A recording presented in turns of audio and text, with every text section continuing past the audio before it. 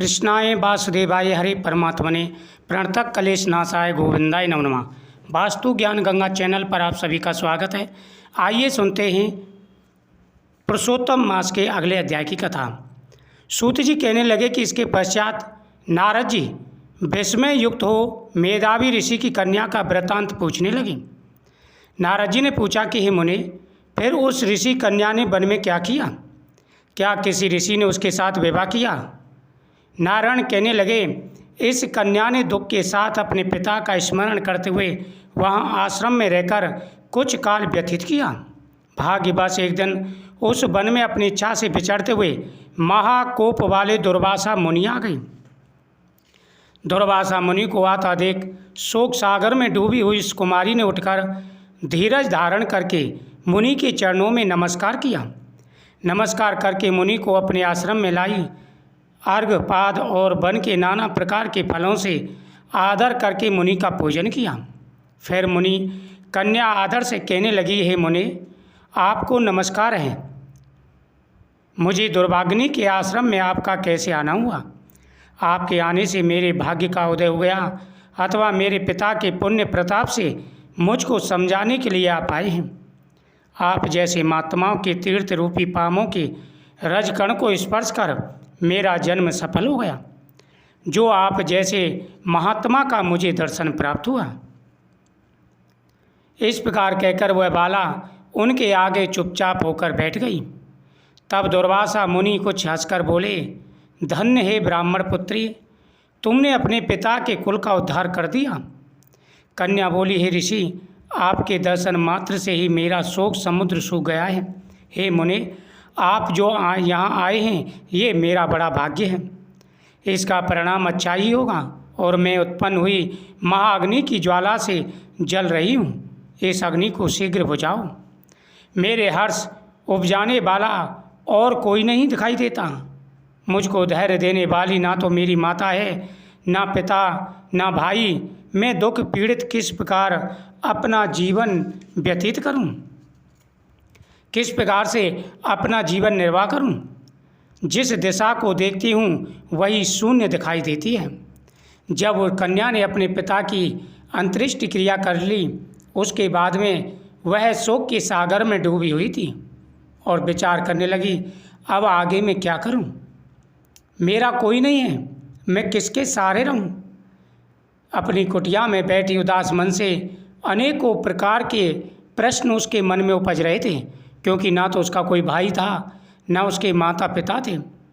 माता तो पहले ही स्वर्गवासी हो गई थी, लेकिन अब उसका पिता भी उसे छोड़ कर के चला गया था। मन में अनेकों प्रकार के प्रश्न उठ रहे थे। एक मन में तूफान उठ रहा था। ठीक उसी समय दुर्वासा ऋषि वहाँ पर पधारे। दुर्वासा ऋषि को देख करके वह खड़ी हुई जंगल से पुष्प आदि ला करके दुर्वासा ऋषि का आदर सत्कार किया। हाथ जोड़ करके कहने लगी, हे ऋषिवर, मेरे बड़े भाग्य जो आपके दर्शन हुए। आपके यहाँ आने से अब मैं धन्य हो गई, क्योंकि मेरे बड़े पुण्य हैं या मेरे पिता के पुण्य हैं, जिसके पुण्य के प्रताप से आप यहाँ आए हो। अब मेरा दुख अवश्य दूर होगा। कहते हैं कि सज्जनों की संगति थोड़े समय के लिए भी हो, वह भी दुख का निवारण करने वाली है। जिस दिशा को देखती हूँ वही शून्य दिखाई देती है। अतः हे तपोनिधे, मेरे दुख का उपाय शीघ्र करिए। ऐसा कहकर वह बाला उनके आगे बैठ गई। दुर्वासा मुनि उसके उपाय के वास्ते सोचने लगे। श्री नारायण कहने लगे, हे नारद, इस प्रकार मुनि कन्या के वचनों को सुनकर मुनिराज विचार कर अत्यंत कृपा से इस बाला को देखकर कुछ हितकारक वचन बोले। जब उस ब्राह्मण कन्या ने ऋषि दुर्वासा से अपने उद्धार के लिए कहा कि अब मैं क्या करूं, क्योंकि अब तो मेरे माता पिता भाई कोई नहीं रहा है, आगे का रास्ता मुझे दिखाई नहीं देता है, अब कृपा करके बताइए मैं क्या करूं? हे ऋषिवर, कोई ऐसा मार्ग सुझाइए जिससे मेरा उद्धार हो, क्योंकि संत मुनि यहाँ पर आते हैं, वहाँ पर सभी का उद्धार करते हैं। ऋषि कहने लगे, हे सुंदरी, अब ये तीसरा मास पुरुषोत्तम मास है। उसमें स्नान करने से मनुष्य दोषों से छूट जाता है। इसके तुल्य कार्तिक आदि कोई भी मास नहीं है। सब मास तथा पक्ष और जो भी पर्व हैं पुरुषोत्तम मास की 16वीं कला के बराबर भी नहीं है। 12,000 वर्ष गंगा में स्नान करने से जो फल मिलता है और सिंह के बृहस्पति में गोदावरी गंगा में स्नान करने से जो फल मिलता है वही फल भी पुरुषोत्तम मास में एक बार स्नान करने से प्राप्त होता है। यानी भगवान श्री कृष्ण पांडवों को द्रौपदी का पूर्व जन्म बता रहे हैं कि किस वजह से द्रौपदी को इस जन्म में पांडवों का साथ मिला और ये दुख किस वजह से मिला, पूरा विस्तार से बता रहे हैं। कह रहे हैं कि कर्म भोगने से ही समाप्त होते हैं। दुर्वासा ऋषि ने उसकी मुक्ति के लिए उपाय बताया कि हे कन्या, देखो यह जो पुरुषोत्तम मास है ये बड़ा ही पवित्र महीना है। यह महीना भगवान कृष्ण का प्रिय महीना है। इस महीने में की गई पूजा का बहुत ज़्यादा लाभ मिलता है। इस महीने में जो व्यक्ति एक बार भी स्नान करते हैं 12,000 वर्ष तक गंगा में स्नान करने से जो फल प्राप्त होता है वह इसमें एक दिन के स्नान करने से ही प्राप्त हो जाता है। इसलिए वाले तुम पुरुषोत्तम मास की पूजा करो। यह श्री कृष्ण का प्रिय मास है।